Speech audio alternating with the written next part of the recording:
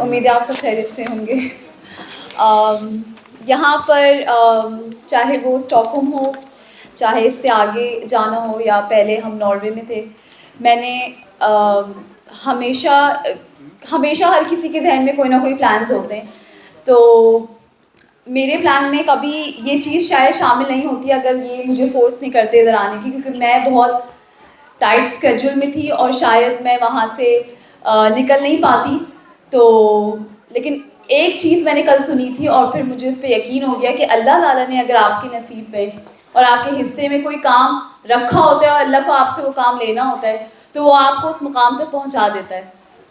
तो सुकून ऑर्गेनाइजेशन की ये काविशें देख के मुझे ऐसा लगता है कि मेरी बहुत बड़ी खुशनसीबी है कि मैं इसका हिस्सा बनी हूँ। और आप लोगों की फराह दिली देख कर, क्योंकि कल नॉर्वे में हमें बहुत अच्छा रिस्पांस मिला है और मैंने बहुत कहानियाँ सूरन की भी सुनी है, तो इसलिए आप लोग की फराह दिली से सुकून ऑर्गेनाइजेशन ने एक नहीं कई प्रोग्राम स्टार्ट किए हैं और ये सब आप लोग की सपोर्ट के बगैर I think it's not possible at all.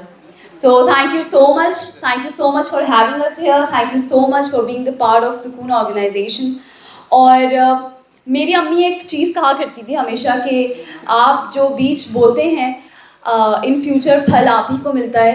तो अगर आप खिदमत खल्क करते हैं तो इसका फल आपको ही नहीं, आपकी आने वाली नस्लों को और फिर उनके आने वाली नस्लों को और आपके पिछले जो गुजर गए उन सबको मिलता है। तो अल्लाह ताला एक नेकी को इतना मल्टीप्लाई कर देता है। हमारे लिए बस इतना है कि हमें हाथ बढ़ाना है आगे और उस नेकी को अपने हिस्से में डाल लेना है बस, और इसके बाद आगे काम अल्लाह पे छोड़ देना है। अल्लाह ताला एक एक करके सारे काम करवाता रहता है।